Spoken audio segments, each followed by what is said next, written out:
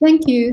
Thank you to everyone for attending, and thank you to the AISS for inviting me. So I'm looking very forward to the talk. I know this was meant to have been done on the 16th of March, and just before we were about to have it, everything was cancelled. So I'm happy that I still have a chance to give the presentation. Usually I try to make this very interactive and have questions while I'm presenting, but I know it's going to be a bit difficult with doing this online. So I'll do the presentation first, and then we can have a discussion at the end. So hopefully we can have a nice, interesting, robust discussion at the end.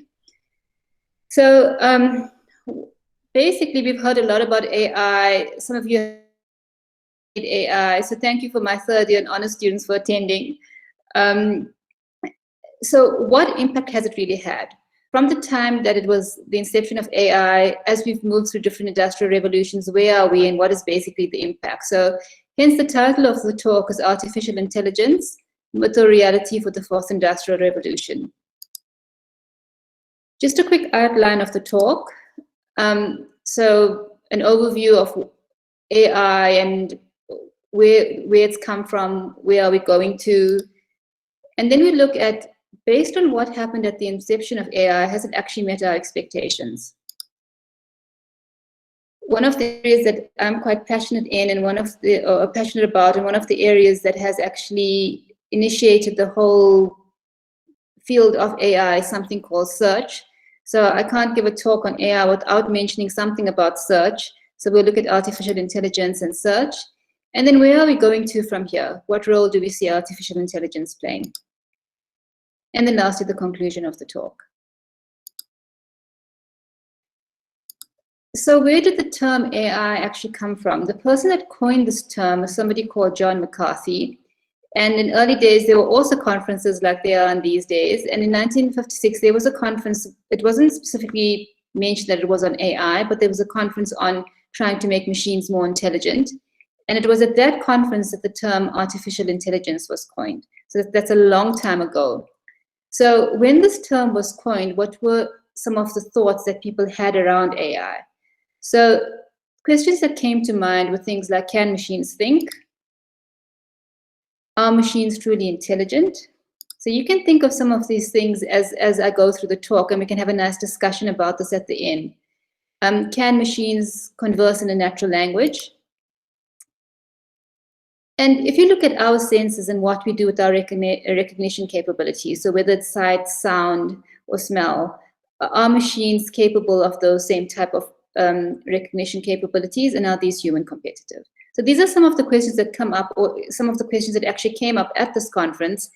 And in the context of that, what has happened with AI over time? Are we closer to answering any of these questions with a more definite answer? So have expectations been met? So what I'm going to look at here is I've taken some areas from commerce, from different aspects of life, and basically trying to see what has AI done and what contributions has it made to these areas. So if we look at the different areas, what's happened in industry since the inception of AI? What impact has it had there? Computer science itself, I mean, AI at one stage was sort of as a computer science subject, but that's not necessarily the same anymore. It's become quite interdisciplinary or transdisciplinary if you want to look at it from that perspective. What impact has it had on education, society, and then basically a South African perspective on AI. What has happened in the South African arena? What impact has it had there? And that's generally the impact of artificial intelligence. We'll look at other areas. We'll look at industry in the broader context. We'll also look at impact it's had in health, impact that it's had in areas such as agriculture as well. So if we look at industry, and when AI first came out, what was its main uses? So these were mainly diagnostic, so finding faults in machines, predicting faults in machines, doing some type of design, automated design for factory layouts, planning systems, and basically maintenance of industrial facilities. And a lot of the work in the initial stages were done in companies like Siemens. And as it progressed, you'll see that its applications grew, and it was applied to different types of problems, so vehicle routing problems, logistics companies that have to work out how to get to a number of customers in one day with minimizing costs. That's one of the areas where it's been used a lot now. Airplane landing, I find this quite exciting. So I work a lot with the University of Nottingham, and they actually help doing the scheduling of airplanes using AI techniques for Heathrow Airport. So whenever I land at Heathrow Airport, I hope that my colleagues have done algorithms that are good enough to ensure that the landing happens properly and it's not scheduled to land together with another plane at the same time. Packing problems, this is very popular in industry. So you want to try and pack things so as that you minimize the use of resources in packing. So boxes. A related problem is the whole idea of cutting problems, where you want to actually cut up, it could be metal sheets, etc., and you want to minimize the amount of material wasted. Another area where it's also had an impact in industry is the whole idea of scheduling jobs or machines. So you want to schedule it so that you minimize time wasted. And this is another area where it's had quite a lot of impact. Lastly, and this is quite a popular area in this day and age. Sorry, I've got a bit of a cough. Excuse me, is financial forecasting. So with financial forecasting, we're basically looking at predictions, whether it's currency predictions, etc. Excuse me. This is where it's having quite a big impact. So autonomous vehicles, a lot of impact in mining. I'm sure you've all heard about the Uber story, where there's different types of Uber franchises that are trying to employ autonomous vehicles. We'll speak about that a little bit more a little later. The whole idea of energy consumption. So smart cities is a big thing. And there's different types of aspects of smart cities where you have these techniques applied. So this ranges from autonomous vehicles to trying to do some type of optimization, whether it's energy optimization, monitoring of grids, etc. And so there's lots of different things that can be incorporated in smart cities. Also, things like smart cities and the concepts of office planning, and the concept of health facilities in smart cities. So that's quite a big area. And in mining, so in addition to autonomous vehicles for mining, which have proved very, very effective, there's some things that you do in mining that could actually be a threat to humans. So those are areas in which they're trying to build in things like artificial intelligence and machine learning to protect the safety of humans. But one area where it's been quite effective is the whole area of prospecting and exploring to actually predict whether there's gold in that particular area, etc. So some predictions can be as good as 86%.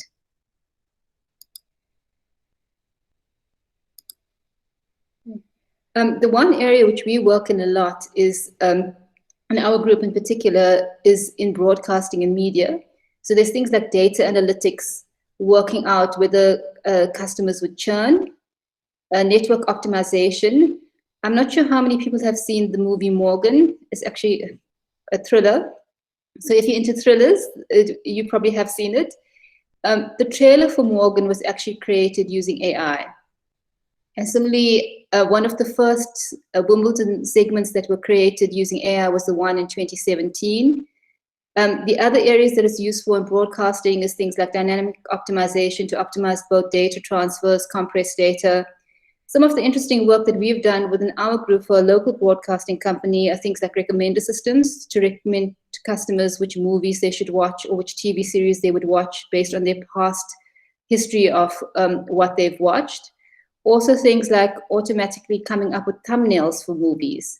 So this is something that's done manually, but we've actually been able to use neural networks to actually come up with thumbnails for movies. So this is another area that's taking off very, very quickly. And different companies are trying to build an AI into their broadcasting initiatives, mainly to be competitive, to have the competitive edge. So in computer science, I can't leave out this section because, of course, this is my area and this is where I work in a lot. So one of the areas where AI has had an impact is the whole area of computer security or cybersecurity. We've also got digital forensics. So things like network intrusion detection has made a big impact there. A malware detection where you can automatically detect malicious software. That's another area where it's done quite well. It's made big strides in the area of data classification. I think if you look at any problem in computer science, there's always some way of formulating this problem as a data classification problem. So if you're looking at network intrusion detection, if you look at financial forecasting, even if you look at things like predicting a disease, these all boil down to classifiers. And therefore, techniques for data classification and mining is quite a big area. And AI has played a major role in this. It's actually taken the whole field of data classification to another level altogether. And not only looking at textual data or quantitative data, but also looking at images and image processing to classify things. So for example, you may want to classify x-rays, chest x-rays to see whether somebody has a disease or not. Or you may want to classify images of plants to work out whether there is a disease or what species that plant belongs to. So these are things that different techniques in artificial intelligence are having a major impact on. Okay, now for the computer scientists, you're going to find this extremely exciting. I find it extremely exciting as a computer scientist. So there's this whole area called search-based software engineering. And the idea here is to use AI to actually automate some of the tasks that we do as software engineers. So the different areas where it's proven to be quite effective is determining the system requirements. Automated software testing has become a big thing. Debugging as well, and the whole idea of coming up with test sets for software. So automated generation of test sets, that's also quite a big area now. And then software optimization, analyzing code and optimizing how that code can be improved. So automatic programming, this is an area that I was quite passionate about, and it's what my PhD focused on. So it's using AI to basically do automatic programming. I think Derek just told me this morning that there's now an app available that from a very, sorry, is that a question? No, sorry, Prof. It's just a reminder to those who have joined recently to turn their video and mics off. Okay, sorry. Thanks. So Derek just mentioned to me this morning, there's just been a new app launched that can do automated programming, and it's actually can do it from natural language processing. So the work that I did, you'd had to give it a spec, and then from that spec, it will actually create code. But here, just from a piece of text, it can actually produce some code. So that's very, very interesting. The field is developing very nicely. So we use machine learning techniques to solve various problems, and those range from problems in medicine, industry, problems in other spheres, finance, etc. But the problem is you need some expert knowledge to design those techniques or to implement those techniques.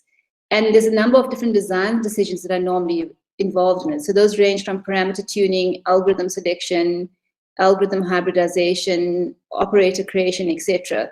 So this area of computer science, which is quite exciting, is the whole idea of using machine learning and AI to actually automate that process, to automate the design of machine learning techniques.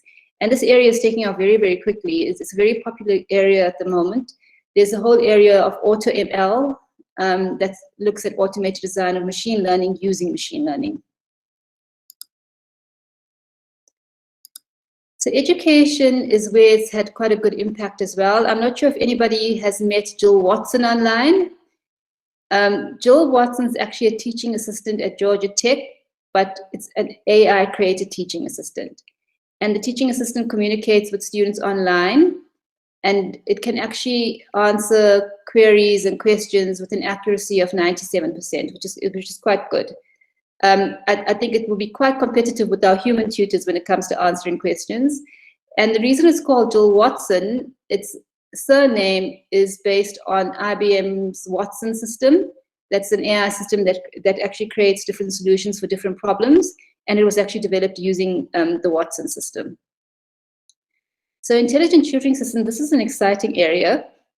And the whole idea behind intelligent tutoring systems is, as you know, and I know I find this personally, that individualized tutoring actually helps me more than being tutored as part of a class. But the problem with individualized tutoring is that we don't normally have the resources for that. We don't have sufficient tutors for that. So this whole area emerged as a means of providing students with individualized tutoring.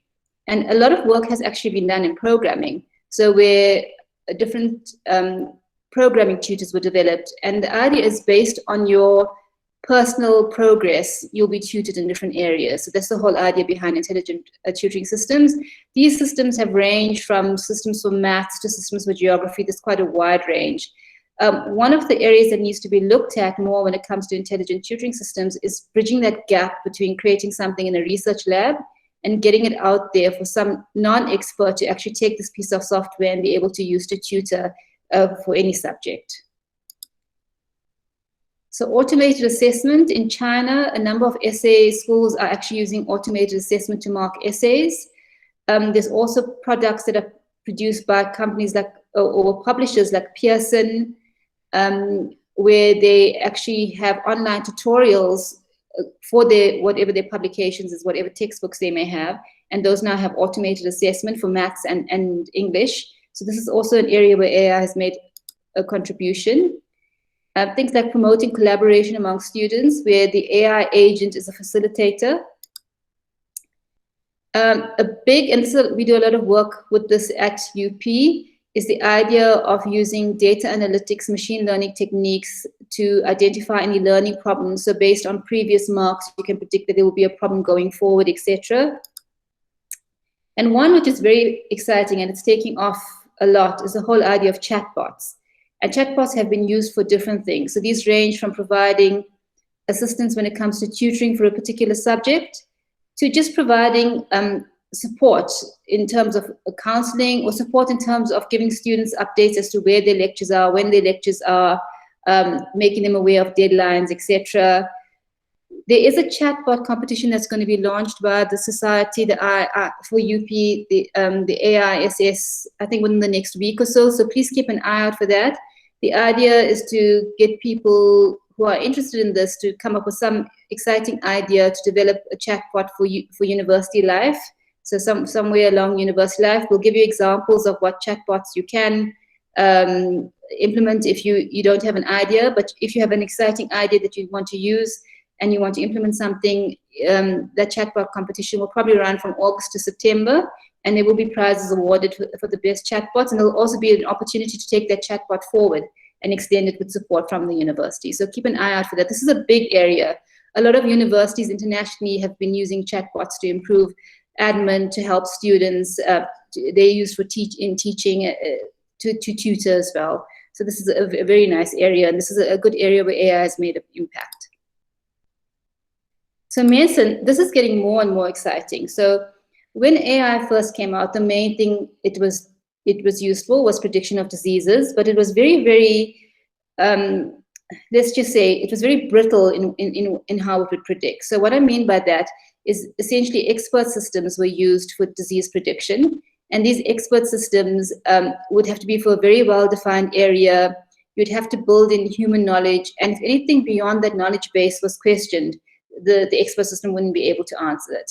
So that was the first area of disease prediction. But now with machine learning, the type of things that are happening are really, really exciting. And one of the major areas in which it's made an impact, or two major areas, are radiology and surgery. So with radiology, there's a number of systems. There's one called Analytic, but if you actually have a look, you'll see there are a number of them. And the advantage that these AI systems have over human radiologists is they can actually scan a lot quicker, and they're also more accurate. So the scans can be up to 10,000 times quicker than a human radiologist can do it. So this is a field that's growing very, very quickly. They also used to perform cardiac scans, and that as well can be done in 6 to 10 minutes. Another area which excites me, which I'm going to speak about just now, is surgery. But linked to surgery is the whole idea of identifying where to do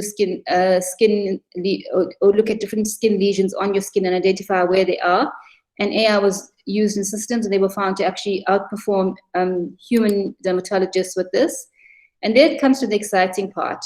So there are systems that can actually be used that assist in surgery. So Da Vinci and STAR, which outperformed human surgeons.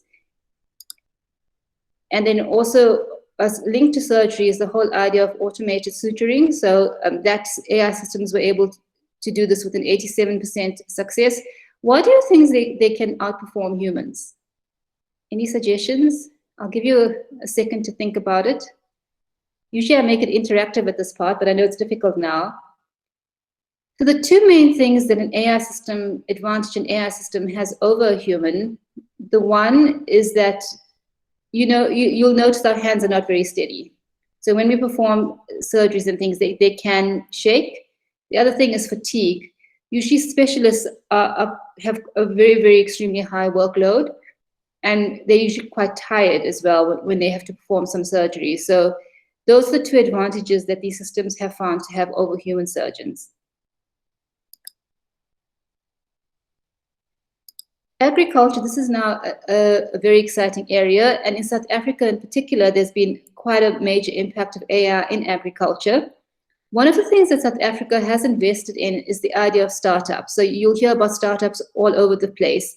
And the main two focus areas of these startups have been finance, so financial forecasting, predicting, insurance predictions, etc., insurance risk management. And the other area has been agriculture. And there's different types of things that have been done. It's really exciting. So these range from things like working out how much of irrigation is needed, automated irrigation, determining what plant diseases the plants have, predicting the possible existence and spreading of pests. And there are a number of different ways in which this is done. So the one is using drones, where drones fly over the crops and pictures are taken of the crops, and then those are analyzed using machine learning techniques. The other way in which this is done is by sensors in the soil, and sensors actually, or somewhere along the plant, and sensors detect certain things like humidity, temperature, etc. So this area is taking off very, very well. Things that can be done is some type of weather prediction, soil monitoring to monitor the moisture of the soil, etc. Automated irrigation, so you can actually play with the whole idea, especially if you have concerns, you can play with your irrigation system by putting in different criteria for the system. Crop monitoring to monitor crops for pests, also for monitoring crops to decide when you actually need to start picking fruit, etc. And robots together with AI systems have also been used for picking fruit. So one area in which it's used quite a lot is strawberry farming and picking of strawberries, and then also predicting pests, diseases, and weeds. So where has it been used in society? If I ask you this question, what do you think? So just think about it. Any suggestions of where you think it's actually used in society? So one of the early systems developed was something called ELIZA. I'm not sure if anybody's played with ELIZA. If you haven't, just go and play with it online after this. When the system was first developed, it was a very simple expert system. It's now a chatbot. And the whole idea behind ELIZA is ELIZA is a clinical psychologist. So based on what problems you have, ELIZA can give you advice. So I'm going to show you two examples of this. These are of different versions of ELIZA. So the first one says, hello, I'm ELIZA. And the person that's come to ELIZA with their problem says, I'm afraid. So how long have you been afraid? Since midterms, tell me more. I'm afraid that I will fail my course. Do you enjoy being afraid that you will fail your course? Okay, so think about that. What's happening there? Is that a good enough answer? If we look at another example, what is bothering you? I feel sad all the time. Why do you feel sad all the time? I don't get along with my parents. Tell me about your parents. So if you look at both these systems, what do you think? What's missing here? Is there anything missing? Would you say these systems are truly intelligent?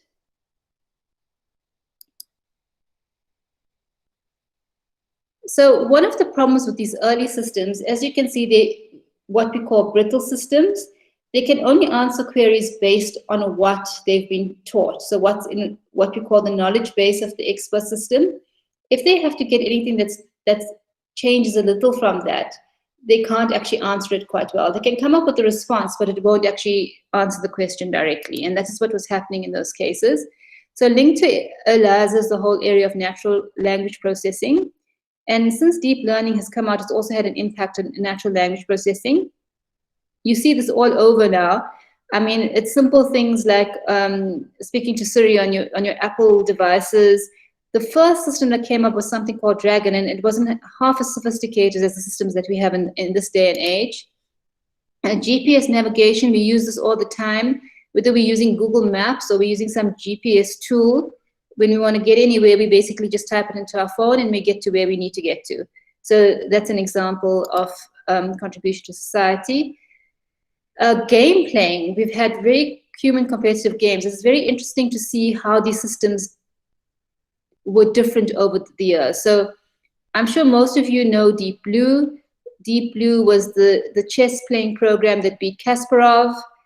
And 20 years later, there was then AlphaGo, and AlphaGo beat the champion at Go. But if you look at the actual AI in those systems, you'll see they're very, very different systems. So the first was basically straightforward. For those of you that did COS 314, you'll remember the Minimax algorithm with alpha beta pruning. Basically, that is all that was implemented in Deep Blue. But what IBM did do was they actually distributed that over multi-core architecture to speed up processing. So that was a very, very simple system. It used straightforward search. AlphaGo, on the other hand, actually used deep learning. And that goes to show the difference 20 years later, how more sophisticated the AI techniques were compared to the initial techniques, which actually did quite well. They didn't do too badly. So Deep Blue was the program that beat Kasparov at chess. He was a chess champion at the time, and he'll always be remembered for that. Another area which is very, very exciting, and it's unbelievable the type of art that can be developed. I think last year there was some of this art that was actually auctioned in one of the galleries in the States. So there's a whole category, or you can almost think of it as a new type of artist called digital artists. And the digital artists basically use artificial intelligence techniques to produce art. One of the algorithms that have been used for this and has been quite effective is something, those of you that have done AI before will know of evolutionary algorithms. We'll speak a little bit more about evolutionary algorithms just now. And if you look at some of the pictures that were developed using these systems, you can see they're actually really beautiful. These are just two here, and these were pieces of digital art created by evolutionary algorithms.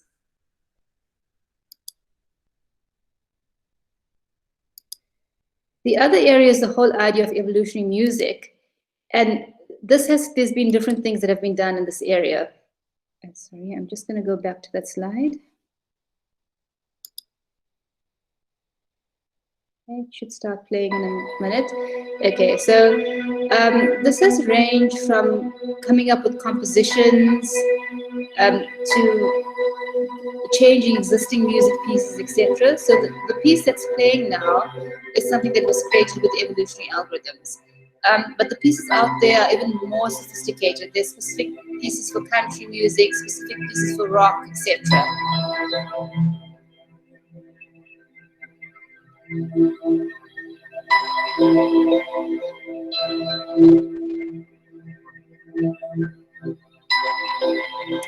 Stop it now. And we can go into, so what's happened within our country? What's the impact of AI within our country? So the main areas that AI has made an impact in is finance, law is another area where it's been quite effective, and agriculture. So you'll see that those are the main areas, and a growing area is also health. Very interesting, a few years ago, a company called Solution House Software that's based in Cape Town, actually probably a couple of years ago, we're looking at 2017, 2018, they developed software that can predict where crime happens before the crime happens, so you can actually inform the police, etc. Another area where it's been quite effective is the whole idea of rhino poaching, rhino horn poaching. Same idea as crime prediction. You try and predict the rhino horn poaching before it happens, so you can actually prevent it from happening. Power cable theft. I'm sure most of you have experienced this at some point, where you had no electricity because of power cable theft. This is another area where AI has been used to predict power cable theft. And what South Africa has invested in, which has been really good, are different types of startups. So things like Data Profit, Aerobotics, My Smart Farm. These are sponsored by incubators. They help these startups build up, and that's one of the ways in which the country is trying to use AI to contribute to the economic development of the country. So, like I said, I'm quite passionate about search, although the very first searches weren't very effective, but they've led to things that are more exciting. They've actually led to some of the machine learning searches. So I'm going to speak about search very, very briefly and at a very high level. But just to give you sort of an idea of where these techniques developed and where we're going to. So classic search are things like depth first search, breadth first search, A-star algorithm. These searches come up with solution parts to problems. So, you know, whenever you use a computer or even if you're coding, you've got to come up with an algorithm. So the idea behind the classic search, it was an algorithm where you give it an initial state for a problem, you give it where you want to go to, a goal state. And the idea behind the search is that it actually finds a way of getting from that initial state to the goal state and outputs that. So that was the first idea. This was the first AI technique that actually came up, the whole idea of classic search. And then people said, okay, what else makes people intelligent? If they can solve mathematical problems, if they can solve logical problems, then they're intelligent. So then the whole area of logic came up, predicate logic, predicate calculus, and coming up with techniques that come up with proofs that derive solutions to mathematical problems. And that was the next area. So there was a lot of techniques that were based basically on logical techniques. And the main contribution, I think, in that area would be predicate calculus. And then what was missing was some type of knowledge from the problem domain. And that's when expert systems came about. And so expert systems, they said, okay, what if we try and build an intelligence by actually taking intelligence from humans, from experts, and building that into some type of knowledge base. And then that knowledge base we can use to answer different queries, etc. So that was the whole idea behind expert systems. And then the whole idea of local search, which was a major improvement on classical search. And that's where machine learning started to come in now. So the idea of local search is where you're trying to optimize something and you either want to minimize or maximize. So for example, you want to find a timetable for the exams, or you want to find a route of getting from one place to another, or you want to pack items into a bin. And how can you actually use local searches or just search to come up with that? And that was one of the next areas that developed, and then it grew. And then there was a whole idea of neural networks. All the things that we've done before were very sequential. They're also what we call high-level reasoning. So high-level reasoning is where we actually apply our minds to come to a solution. Whereas neural networks were meant to mimic the way our brains work, and in that way they were aimed at being good at low-level reasoning type problems. So things that we'd use our senses for, so sight, sound, etc. And that's where a lot of your recognition systems, whether they're pattern recognition, whether they sound recognition type systems, you find neural networks are very good for that. And then evolutionary algorithms, which is an extension of local search, where you're searching more than one part of the search space at the same time. And that's based on Darwin's theory of evolution, where you start off with a random population and survival of the fittest leads to a solution that you can get to. And fuzzy logic, so your cars, your washing machines, there's some type of fuzzy logic built into them.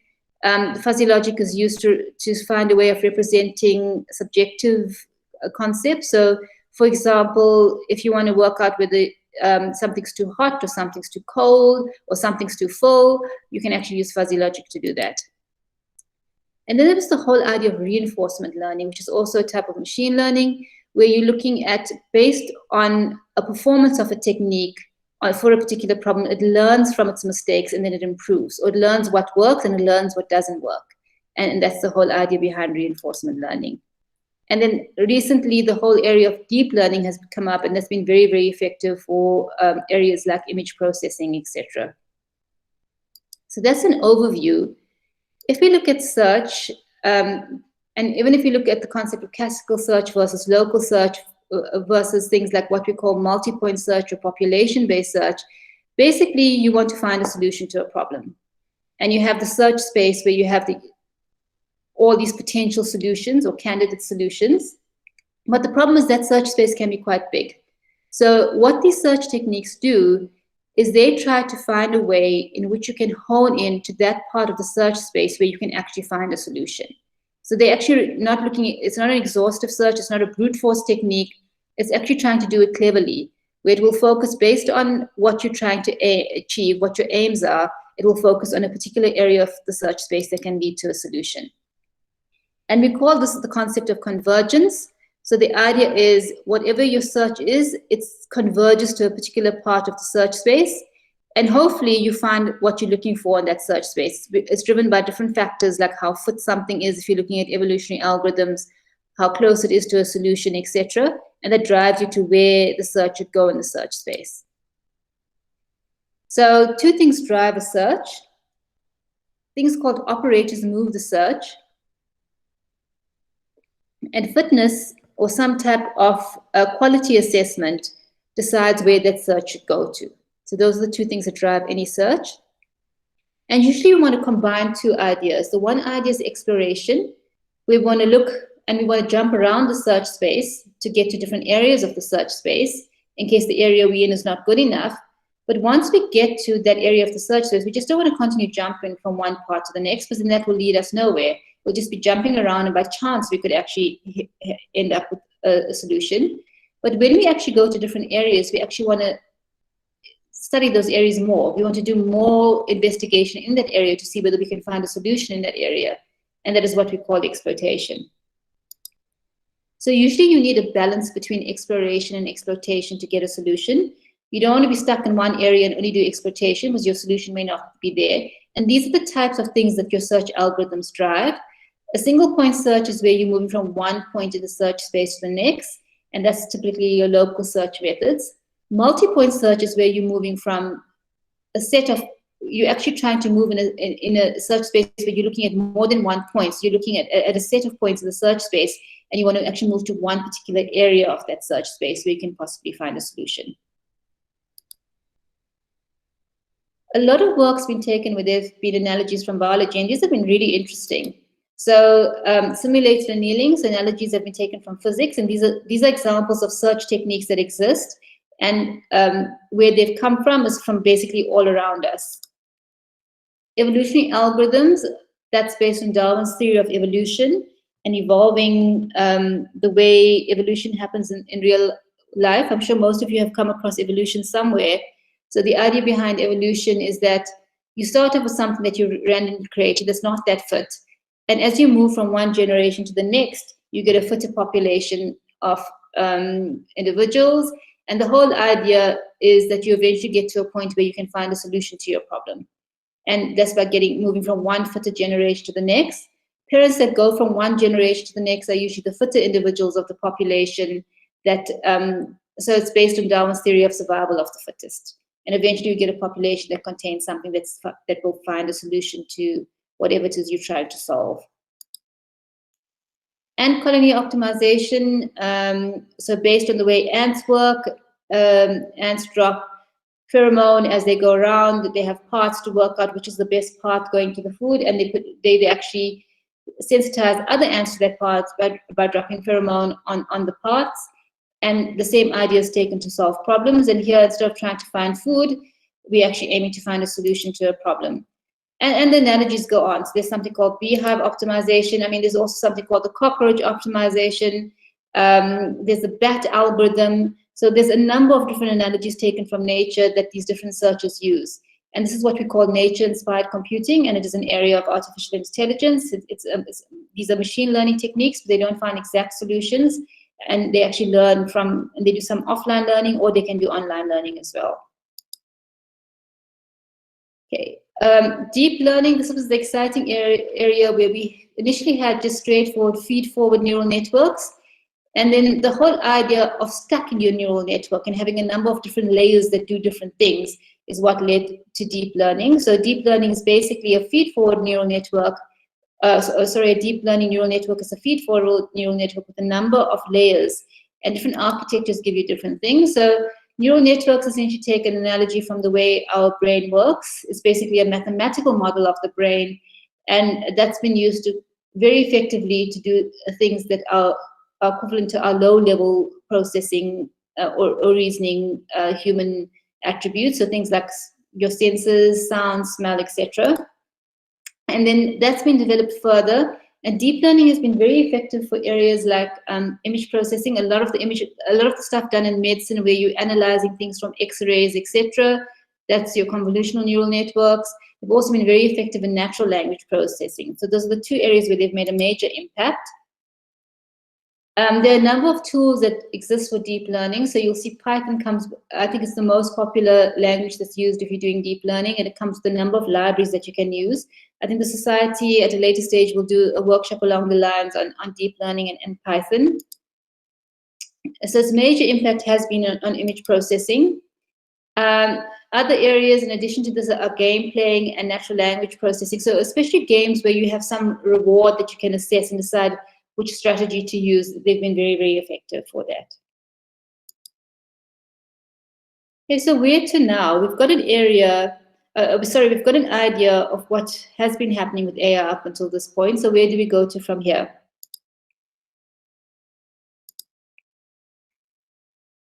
So AI has really taken off since the fourth industrial revolution.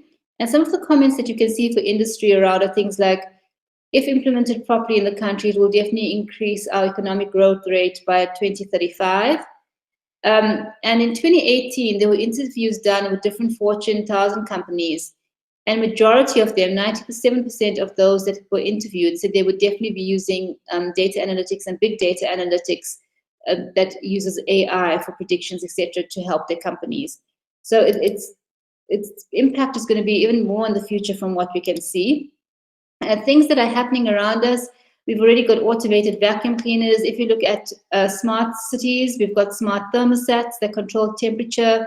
We've also got things that control security and access, facial recognition, self-driving cars. So AI together with IoT is growing very, very quickly.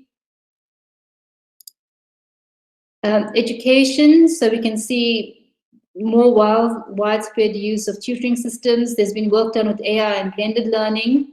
And then this raises the question, what do we do? I know in some countries internationally, there are degrees in artificial intelligence. So do we need to start offering qualifications in artificial intelligence with the way things are spreading? Or is it sufficient with what we're doing? Or do we try and incorporate AI into other degrees as well in some way? So before computers were very prevalent, not everybody did things that related to computers in your degree.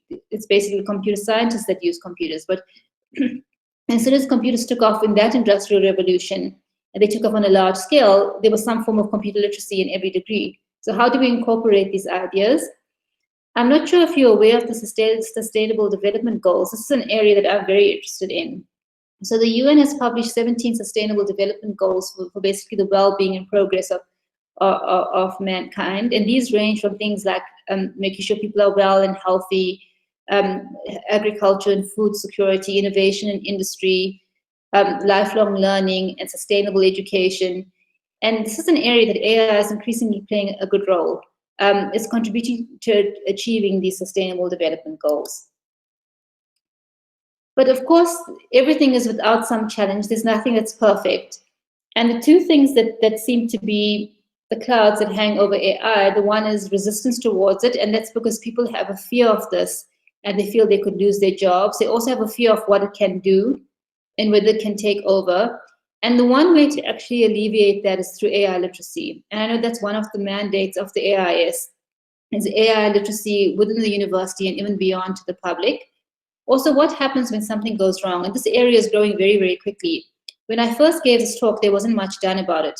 UNESCO has now put together a committee that's looking specifically at AI and ethics and what can be put in place there. So, for example, I'm not sure, about 2 years ago, if you heard about the Uber car that killed a pedestrian, and it was essentially a classification problem that had gone wrong. So the problem, that aspect of the driving was to classify whether to drive in that area or not. And it was a false positive, and the pedestrian was killed. But when those things happen, what do we do? Who do we go to for that? Whose fault was it? Is it Uber's fault? Is it the fault of the people that actually created the AI system? Similarly, if you look at something in the medical field, if there are AI systems that have been used to administer medication, and this is done automatically by a drip, if the wrong dosage of medication is administered, whose fault is that? So this is something that's really important, something that we need to look at. But like I said, now there are more initiatives that are looking at this. I mean, some countries have a minister of AI. The United Arab Emirates has one, and these are the type of things that the minister looks at. So this is growing very, very quickly. And because it's growing very, very quickly, we need to put such mechanisms or laws in place to see how we handle things when things do go wrong. So if we look at it nationally, what do we do? So the one thing is we need to bring all the different stakeholders together. And so that's collaboration between industry, startups, university, academia, and government. What also needs to be put in place is some business models to make sure that we align things well and we're getting out what it was put in, and that's used to then help other areas of the country. So we need proper business models. And the whole idea of the code of ethics, which I just mentioned, how do we actually refrain or prevent people from misusing AI? And that's quite an important area. And UNESCO is taking that quite seriously now and looking at it in quite detail. And one way in which we can actually promote, and when I first gave this talk, this was actually led to the AISS, was the whole idea of societies like the AISS that can actually promote both the awareness, but also literacy, and also help people develop their interest further in AI. And societies like this is one of the contributing factors for taking AI forward in the country. So in conclusion, I'm going to leave with some concluding thoughts, and this we can discuss further in the discussion or questions. So would you say AI is a myth or reality? I have my own opinions, but I'll wait to hear what you have to say. What impact has it had for the fourth industrial revolution? So you can see it's made quite an impact, but how do we sustain that impact, and how do we make sure we have the necessary infrastructure, and how do we make sure that's accessible and it's accessible to all? So a lot of things that have been done, you'll notice, is that we've taken what we do as humans, and then we've tried to use AI to find, to see if AI could find the same solution by automating what we've done, or a better solution. But what we haven't looked at is what are things that AI can do that we haven't thought of. We're looking at the standard things that we do, but other things that it could probably possibly do in areas where we haven't had an impact ourselves yet. So that's something to look at. And I'll leave you with the last question, which we can discuss a little bit more. And if you go back and you look at the first two questions I had on my slides, linked to that is, can machines think? Using AI, can machines think? Okay, so thank you very much for attending the presentation. The next part of the talk is just going to be left open. Usually I do a discussion as we present and as we go along, but I'm actually just going to leave it open now for that discussion. Any questions you have, or any thoughts or comments you have, or anything you think we can just discuss openly in an open forum, I think it will be quite interesting. Thank you. Thanks, Prof, for that. It was a very interesting talk. Now, if anyone has questions, you're welcome to either ask through the chat or through voice. If you have any questions, feel free.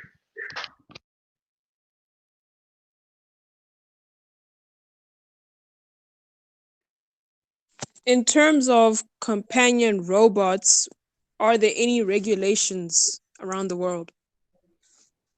I haven't come across regulations, but I think they are being put in place. I know UNESCO is working on that, and they're looking at things like that, but I haven't come across any regulations that I found. So you're speaking about things like chatbots?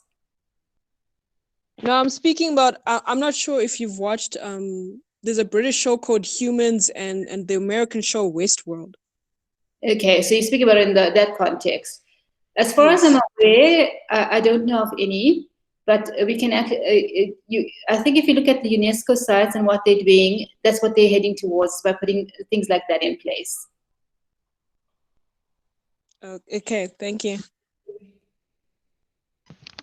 If I could just add to that, in terms of ethics, I know several countries are now signing agreements. A number of countries in the EU have actually signed a formal document in terms of AI ethics and things like that. China's also signed their own document. They're separate documents, but the core concept is ethics in terms of AI and its use.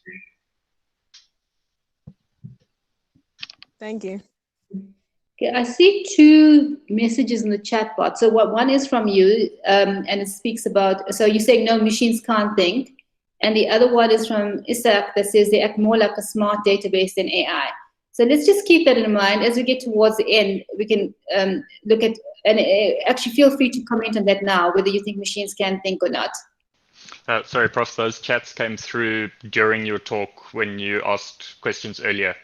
Okay, no, yeah, I can see the time. It was 4 minutes past, 5 minutes past 3, but I thought I'll just mention them to everyone as well, so we can also look at them as well.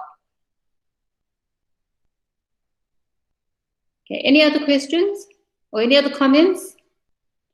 Okay, there's one here, interesting quote by Dijkstra. The question of whether machines can think is about as relevant as the questions of whether submarines can swim. Yet we keep playing the imitation game, asking how closely machine intelligence. Okay, that's a nice quote. We can discuss some more just now. I'll wait for more comments on whether machines can think before we discuss it. And we can have a little debate. Hi. I wanted to ask about the robot Sophia. I've seen her all over the internet on YouTube and stuff. So does she count as a chatbot, or is she something more sophisticated than that? Like general AI, perhaps? Sorry, which robot are you speaking about? Sophia. Sophia, what does Sophia do? It sounds like a chatbot with an expert system with some machine learning in the background.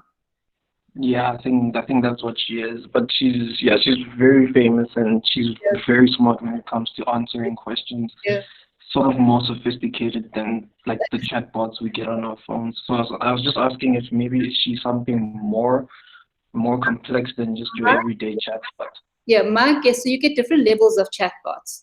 You get chatbots that just have a straightforward expert system as a backbone, and those aren't very intelligent. And then you get chatbots, and the most current ones now, they actually build in machine learning as well. So my understanding is Sophia will definitely have machine learning built in, so she can respond better. At least some type of fuzzy logic or neural network, possibly combined with expert systems. Okay, thank you. Afternoon, Prof. Hi. Hello. Hi, we can hear you clearly. Please go ahead. Hi, Prof. Thank you. I just have a question with regards to like that statistics. Like, okay, the neural net or whatever is 6 minutes in comparison to a human doctor. Where can I find resources or research about that statistics? Because at the moment I'm only Googling and I'm not sure I trust the data or whatever. If you can recommend a reliable source for me. So you're looking for statistics on the impact that neural networks has, if I understand correctly, or for a particular... Yeah, well, not per se neural networks, but I'm interested in the medical field. And how did they come up with saying, okay, like it's 10 minutes faster, or it's only in 10 minutes? Resources on that. So you can send me details of what you want, because I've got some academic papers on different aspects of medical applications. And those would be reputable because they'd have to be refereed to be published in the medical journal. So just send me some information on what it is you're looking for, and then I can send you some links. Okay, perfect. Thank you so much, Prof. Doctor? Hi, please go ahead. I have a question. I'm a computer engineering student, and I have an interest towards AI, and I sent a couple of emails to like the faculty advisors and people who are towards that field, asking them about wanting to specialize in such AI and software development. And it seems like the answer wasn't straightforward. It was filled with a lot of, you might have to do this, you might have to do one, two, three. So my question is, when is the university planning on making this a more direct part, like having a very definitive answer as to what students have to do in order to pursue that as a specialist course? Yeah. Okay. So if you're doing computer engineering, I think you do see this in your 4th year. So there's different types of things that are in place. There are things that are form structured programs where you do things as part of your degree, and that happens with computer science. I know in computer engineering, Hans Krobler, I think, has a module on it. I think it's in your 4th year that you see that. There are other areas which the university is looking at, and they're trying to look at the best way to do this is how do you incorporate AI into other degrees, and what's the best way to incorporate that? Because somewhere along the line, everyone will be using AI. One initiative that we're involved in, but that's not related directly to your question, and I'll speak more about your question, but I'm just going to mention this as well. There's a Ready for Work program that's been put in place by the university, and what we've done is we've looked at adding AI pods to that program, and the one's a general introduction to AI, and then the additional pods that we're adding are things specifically for each faculty as to where you'd actually use AI in your career. We've taken the AISS, Derek's involved in that as well, in different careers, and we've looked at where you would actually use it. So that's to give you a general idea of AI. If you want to specialize AI, you want to actually look at producing AI, there's different levels and different degrees. So the one's computer engineering and the one's computer science. So in computer engineering, you can get, from your fourth year, you can start doing an AI project. You can look at continuing with that idea. You can set up a foundation and build on that for honors, masters, etc. In computer science, you do it in your third year, and our honors degree has a lot of AI modules because one of the specialities of our department is AI. And then that you can do modules at that level, and then you can actually go into honors. So, into masters if you like. So we do have programs. The two programs that are specifically with directions for AI would be the AI and computer science, and of course, computer engineering also has a link to that. We have a chair in machine learning that's chaired between computer engineering and computer science. So in computer science, I'm the part of it, and Prof. Peter de Villiers is the chair in machine learning in computer engineering. So if you want to do a fourth year project, you can possibly see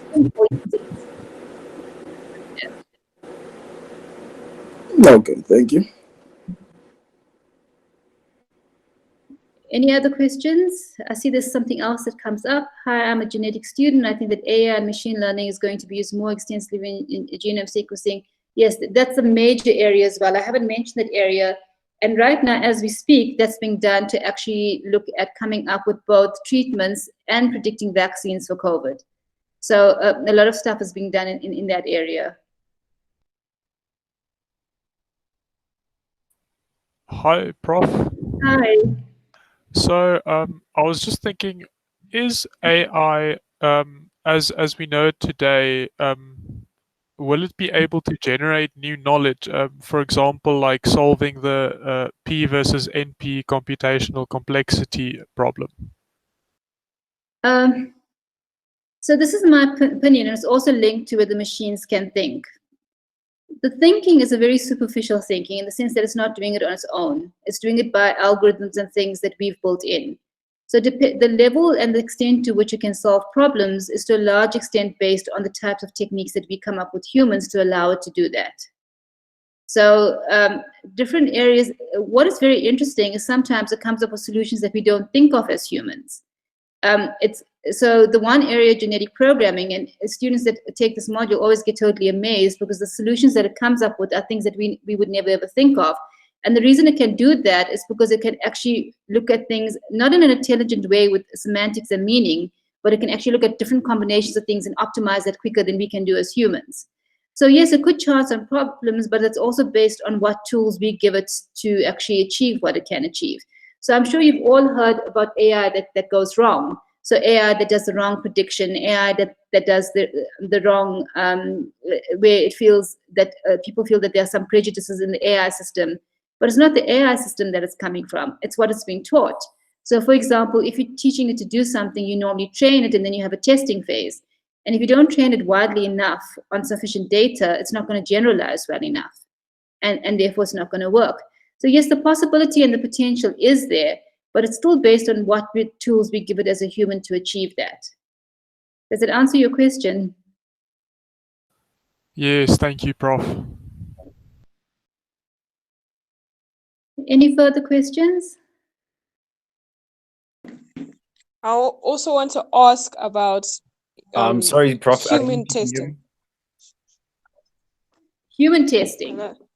Yes, like generally I'd say, let's say for like businesses or crime or any of these medical studies, like the samples that people pull, like companies, like sometimes they don't pull like wide enough samples, like in terms of countries or continents like Africa get skipped, Exactly. who's actually watching these Yeah. groups to say that, Yeah. hey, you've missed out some people, how can you put this solution here?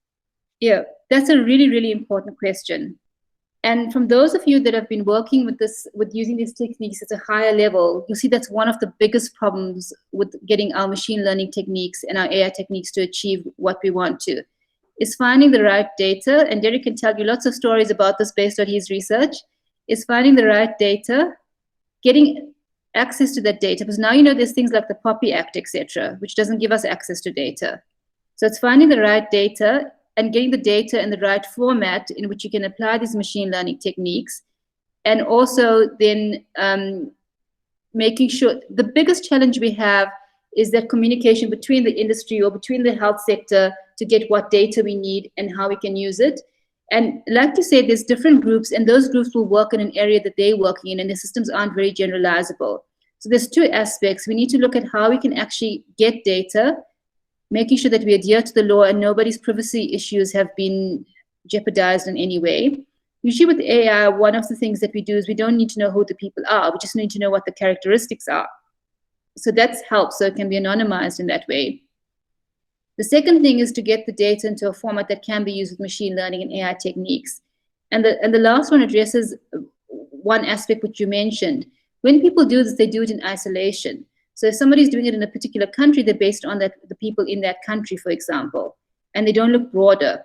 And the way that we actually can get around that is we need to start, and we're reinventing the wheel. Somebody's creating something for Japan, and then similar thing for China, and a similar thing for South Africa. We actually need to collaborate more and then have a larger scale impact with whatever tools we need. And we almost need international societies put in place which can drive this. From the academic side, a lot of initiatives have been taken off in that area where we collaborate with people with different countries, and then we try and find a solution that solves more than one country. And international bodies now that provide funding for research, no longer can you for a number of the grants, no longer can you just from one country get that grant. It has to have an impact in more than one country. And it's those type of initiatives that can actually help solve the problem that you were mentioning about. But one of the biggest problems is getting data. This is a major battle. And sometimes when you speak to people in industry or in the health sector or in finance, and they actually think what you're speaking about is what they have. And then when you start looking at the data, that's when you actually you find that there's a problem. So sorry, you asked me one thing, but there were three things linked to that. One was actually getting the data and not violating any privacy acts and getting the data. One of the biggest challenges is always getting ethical clearance for the data, especially if you're working from the health sector, because there's rights protecting people's data. So linked to that, there needs to be laws that govern AI research so that people don't abuse the access to data, but also to allow people to get access to the data that they actually need. And the second is then getting that data in the right format. And the last is if we work with these isolated initiatives, we're not going to get much done. We need to, the whole idea is we need to collaborate more with people from different backgrounds. And I mean, the field itself is something that's very transdisciplinary at the moment. So I hope that's answered your question. Yes, it has. Thank you. Okay. I see some questions in the chat forum, but I just want to see if there are any other questions before we start looking at those.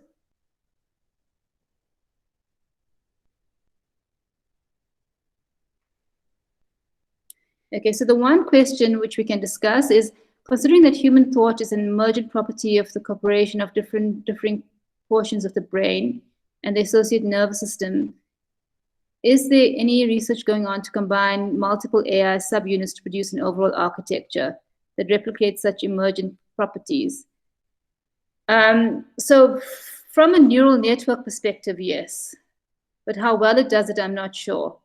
There's nothing that's been done in the terms of trying to build in stuff or on a large scale. There may be isolated studies that try and get, for example, computers to have opinion.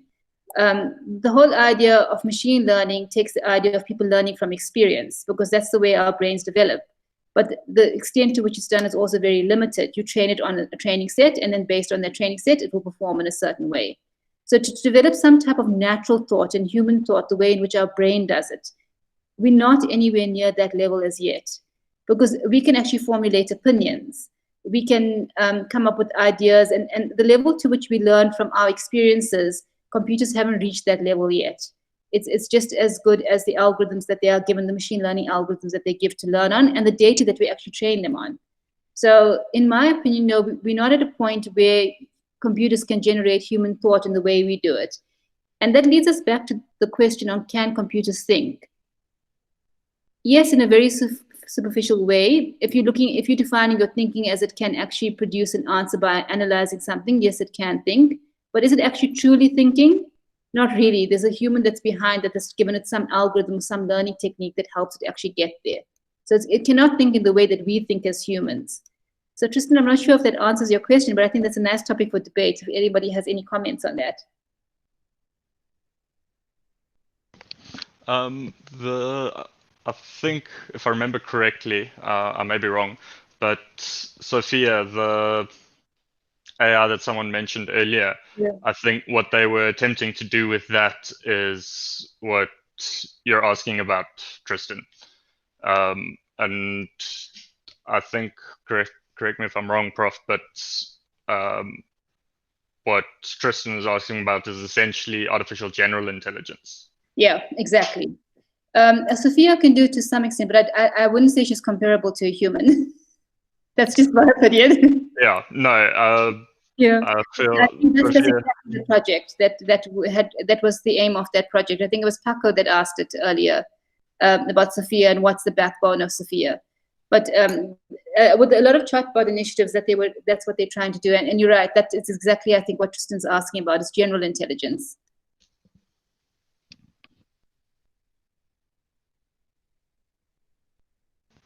are there any other questions?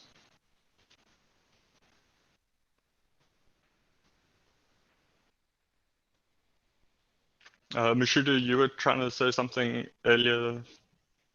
Thanks, Tristan. What I was just trying to say, I was just gonna ask Prof if because she mentioned that like if there are any biases within an artificial intelligence system, it just goes to it's because of the data that the system has been exposed to. So that means that if there's anything, let's say, wrong with the system's results or a system's biases, it goes back to the data set that so what Prof is saying, that if there's anything like if there's any biases shown by a system, then it goes back to the people that inputted data into the system and what the people, like the back end, the people who control the system from the back end, what they expose the AI system to. Is that what Prof is saying? Yeah, I'll explain a little bit more. So with AI and specifically with machine learning, you get supervised techniques and unsupervised supervised learning techniques and unsupervised learning techniques. So majority of the techniques used for the systems that we're seeing are supervised learning techniques. Now, what happens in supervised learning techniques is you do what is called offline learning, where the system learns, and the system has to learn from examples. The problem is what we don't see as humans is sometimes there's patterns in those examples that we're not aware of. And that is why those systems have to be tested very thoroughly to make sure that the patterns, there aren't patterns that are emerging that could actually introduce biases. So a lot of times when systems don't perform well, where they categorize people incorrectly, there were lots of examples where humans were categorized as monkeys in one case, and that was very offensive and people got very upset. And things like that. That's because of the way the system was trained and it wasn't tested well enough. So normally after you train the system, you don't leave it at that level. You actually then do what we call the testing phase, where you actually test that system on data that's unseen. And if it's not tested sufficiently, and if you test it on data that's very similar to the data that's trained on, it's going to look as if it's performing well. But that testing is not done sufficiently before it's put out there. And another thing that people need to do, which I don't think is being done a lot, is to analyze data from the actual system that is being trained on to see if there are any patterns in the data. And I think there needs to be some analysis of that, possibly using machine learning techniques to try and prevent that. But that you've got it completely correct. What happens is, especially with supervised learning, and a lot of the applications that we have are supervised learning, it has to be trained on something. It has to learn from some examples. It has to learn from something. and what it's being trained on and what the examples it's learning from are either biased, or they have patterns in the data which we're not aware of as humans, or it's not a sufficient set to train it on. And also, the set has not been, the resulting AI system hasn't been tested enough on unseen data. Okay. Okay. All right. Thank you, Prof. I understand. Thank you.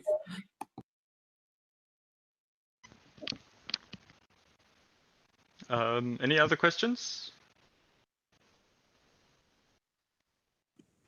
Hi there. Hi. I'd like to please raise can I say cliche ethical question again, like you mentioned, where a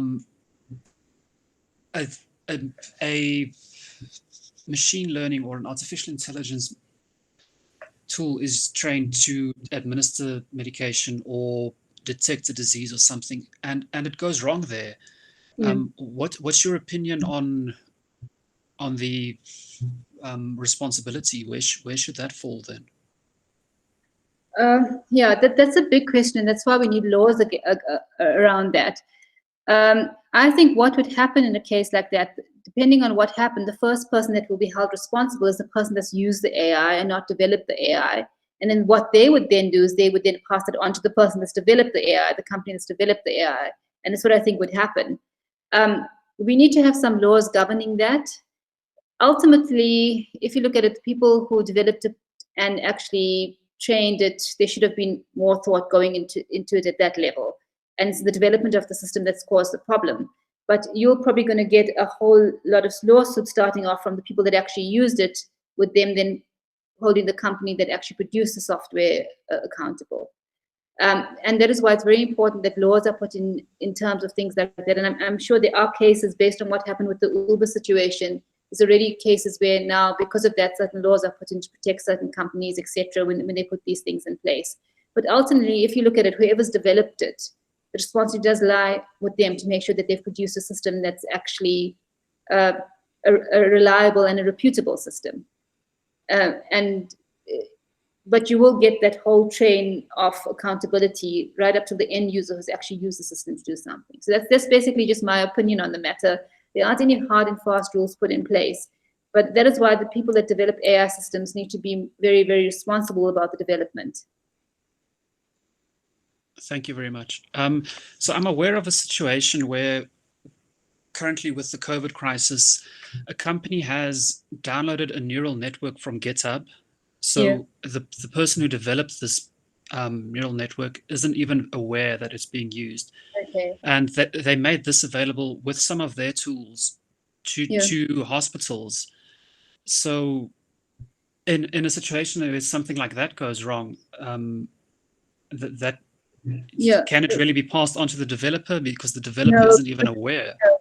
In that case, the software was publicly available software. It was made, in my opinion, that was publicly available software, and the person who actually used it to create the tool, that would be the person that's responsible. Not the person, the originator wasn't even involved in actually applying it to the particular application, that particular situation. So I would say the person who developed it and made it available at GitHub, they had no knowledge of what it was going to be used for. And it's like, even if you look at a piece of open source software that's available, anyone can take the software and do anything that they want to with it. But then the person that's actually done what they want to do with the software, that's the person that should be held responsible. Thank you very much, Prof. If I can just comment on that, while you were discussing, I've kind of thought of an argument for each step in the chain. If AI goes wrong, you can blame the person who uses it for having absolute faith in the system. You can blame the company who provided it. You can blame the programmer who coded it, or you can blame the person who curated the data and the data was incorrect. That's why I was saying it's going to be actually a series of lawsuits whenever something like this happens. Yeah, so it's a very, very complicated question, but it's a good question. Yeah, and something that definitely, it definitely needs to be addressed. Okay, so Tristan has commented, I think for the sake of responsibility, that a structure similar to the aviation industry and its chain of accountability. Yeah, that's actually a good idea, because even in that chain, you have different people, and there are autopilots that are actually AI-based autopilots. One of the evolutionary conferences I attended, actually quite a few years ago, I think in 2016, they were advertising the first self-flown plane using evolutionary algorithms. Tristan, that's a really good idea. If you take, there are industries out there that may not be AI related, but you have a similar chain of people involved in things, and they have models of how to deal with accountability and responsibility. That's why with all these companies, there's always lots of clauses when you sign any documents that you have to be involved in when you buy anything or sell anything, etc. But that's a good idea to take existing models for similar situations and apply those ideas.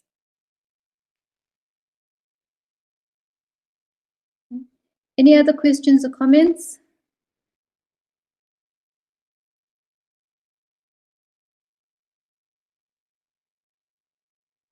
Anything you'd like to add, Derek? No, not really. Well, but just a thought on that last point. I feel that the putting regulations into place is more. It should be a fairly urgent thing. So so that the regulations are there and they sort of guide the direction in which AI research and AI implementation actually goes. Because I feel once it's too far advanced to then try and apply the regulations is going to be more difficult. It's like similar to trying to raise the drinking age. Yes. You've got a whole bunch of people who used to be able to drink and now suddenly they can't. It's just it's not really going to be feasible. Tristan, you are more than welcome to please go ahead, ask Tristan. your off-topic question.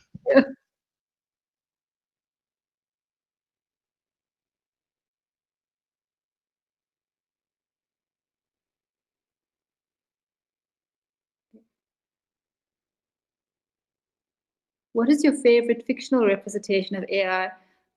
Unfortunately, I don't have any fictional representations. I'm too much involved in the real thing.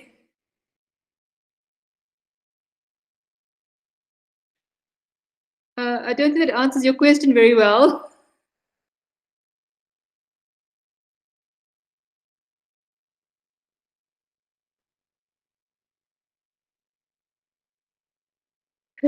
Okay. Yeah, I've seen the real thing for too long.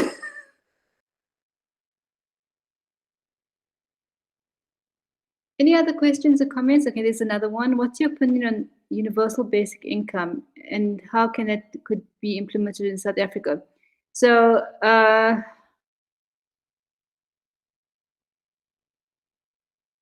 you, if you could clarify your question a little bit, so are you speaking about in the terms of the how AI can be used to implement that in South Africa, or are you looking at how we can make sure that we use AI to get to the same level of the universal basic income?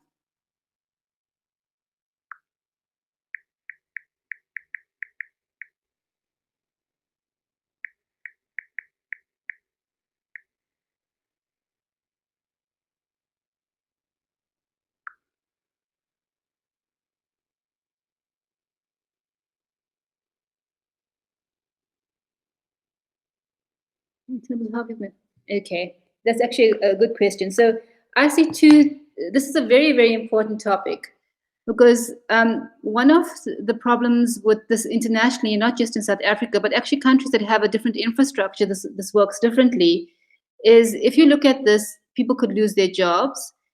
But in addition to this, how can this actually be used to supplement things in terms of our basic income and growth?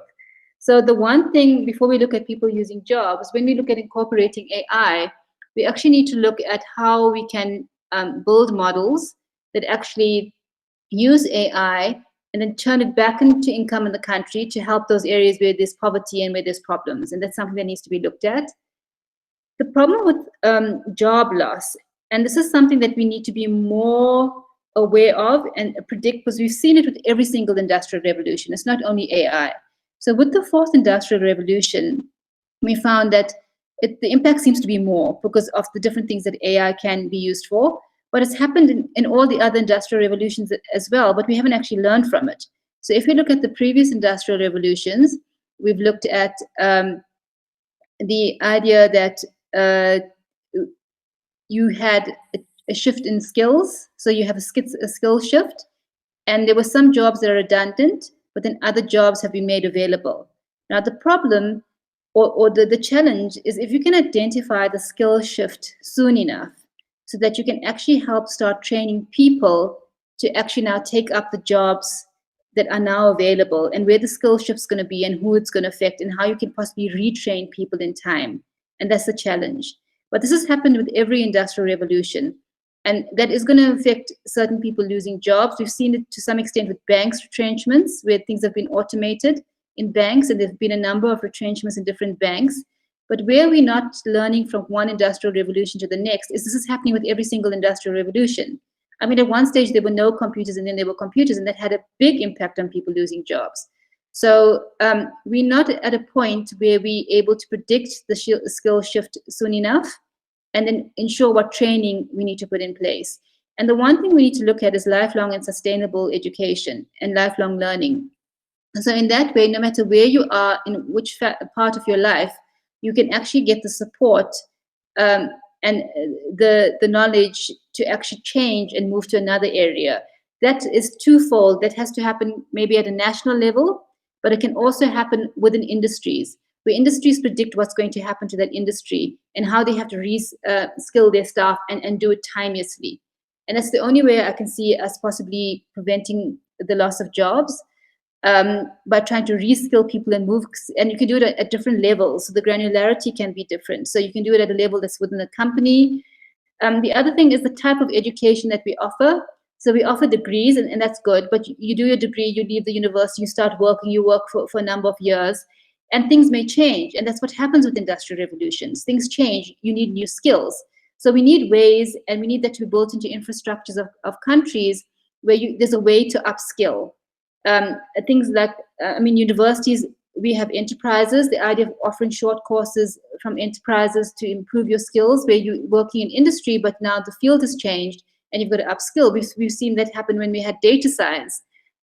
We have a degree offered in data science, and it is so popular, and we have to call numbers because obviously in industry, in finance sector, in banks, data science has become a big thing, and companies want their people working in that field to have some qualification in it or some course in it.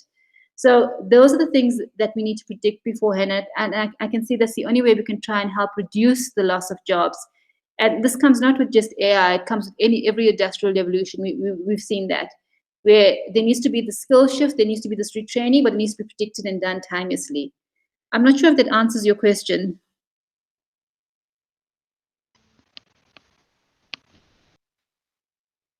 Okay, we have one more question. Sorry, Derek. Sorry, Prof. In relation to that, can I just ask what your opinion is on, say, government or international bodies putting regulations in place so that the AI that is developed should be to kind of help people do their jobs rather than replace their jobs? That's a really good point you bring up, because if you look at all the initiatives that are being put in place, you can't remove the human factor totally.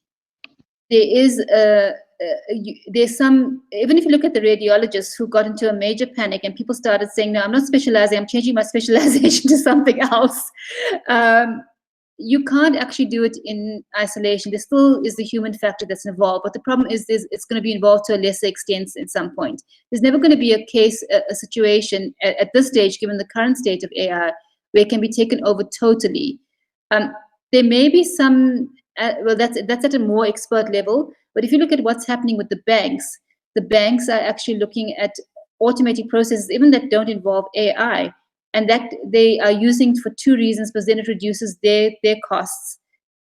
And at the same time, it also makes life easier for customers. So instead of coming into a bank to do something, you do everything online. You also have people that will advise you on investments instead of a human advising you on investments, etc.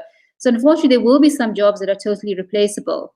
And the reason I don't think governments will actually put those laws in place, because that could have a negative impact on the economic development. I'm not saying I agree with that, but if I if you had to look at governments putting those laws in place, if it has an impact on negatively on the economic development of the country, and if you're competing with other countries to see where you are, that's the reason why I think such laws may not be put in place.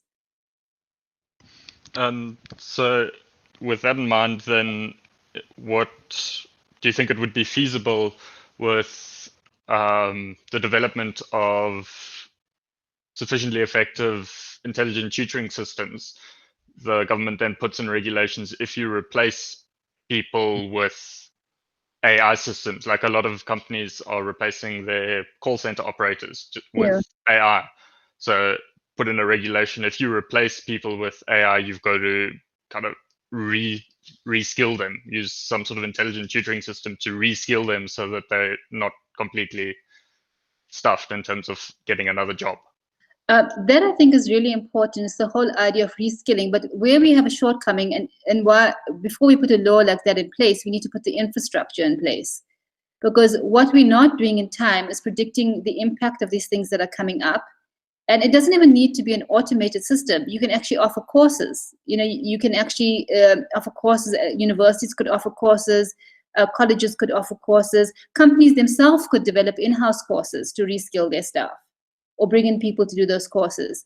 But I think it's quite a good idea to say that you can't actually get rid of people. You need to find a way of reskilling them. But if you do that, you need to make sure you have the proper infrastructure to do that, because that may not be feasible.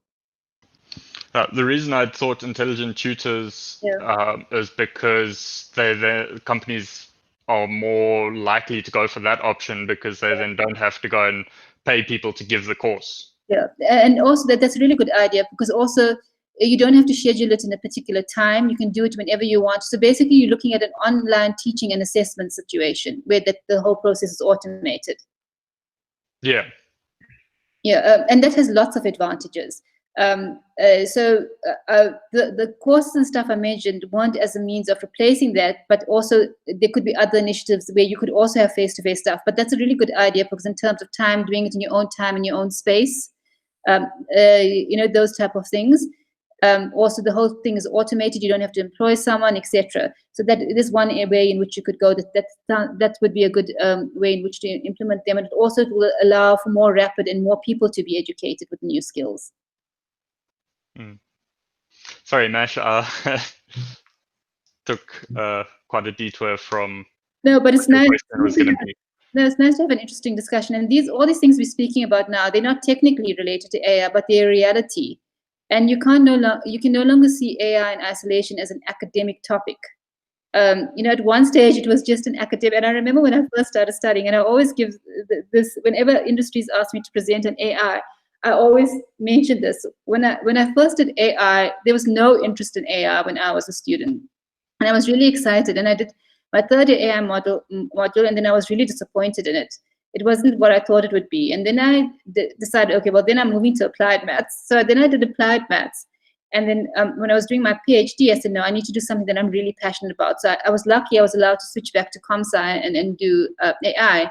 And that's when all the excitement happened for me.